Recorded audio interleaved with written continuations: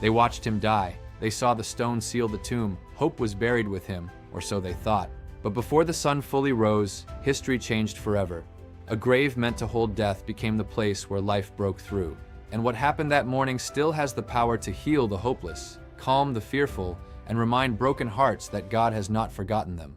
This is not just the story of an empty tomb. This is the story of hope coming back to life. After the crucifixion, everything felt finished. The sky had gone dark. The crowds had scattered. The shouting had stopped.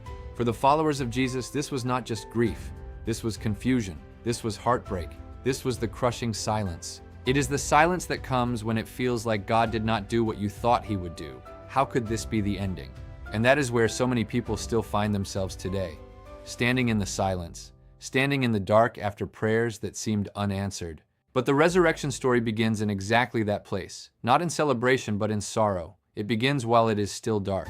Early on the first day of the week, before the world had fully awakened, women made their way to the tomb. They were not going there expecting a miracle. They were not coming with joy. They were coming with heavy hearts. Sometimes faith looks like showing up while your heart is shattered, taking one more step toward God even when you do not understand. These women walked toward a tomb expecting death, but heaven had already moved. The stone had been rolled away. Imagine the moment, the rising fear as they approached, and then suddenly the stone was not where it should be. The tomb was open. The tomb was empty not because someone had stolen Jesus, but because he had risen. Death could not silence him. The cross was not the end. Scripture tells us that angels appeared with a message so powerful it still shakes hearts today. He is not here. He has risen. Those words are victory. They are the answer to every voice that says darkness wins. The one who was crucified has risen in glory. For those women standing there, the sorrow of Friday was being overwhelmed by the glory of Sunday. To walk toward death and be met by life. This is why the resurrection is the center of our hope. If Jesus rose, then sin was defeated and death was conquered. Mary Magdalene stayed near the tomb, weeping. Sometimes even when God is moving, our hearts need time to catch up. Sometimes resurrection is happening closer than we realize, but grief has blurred our vision. Then Jesus appeared. He did not give a speech, he just said her name, Mary.